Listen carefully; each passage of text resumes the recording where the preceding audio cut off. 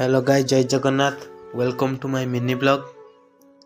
देखो आज आम सका पूरा भोर उठिक बाहर गोटे जगह को देखो एत सका अच्छे किंतु पिला माने रेडी हेले तापर आमर लिफ्ट चल ना आम पाहाचर जाई तले पहुँचनु।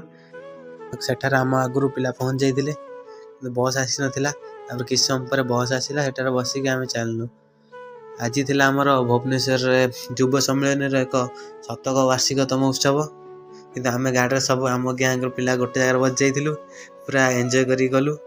आउ किछि समय पर आम आमर गंतव्य स्थल पहुँच जाइलु। सेठारे आमको रेजिस्ट्रेशन करिया पड़ता निज नाम। तापर आम गोटे गोटे आईडेंट कार्ड नहीं आमर टिफिन व्यवस्था होता टिफिन आम खाइलु। तापर आम निज निज स्थान बसी प्रोग्राम को उपभोग कलु।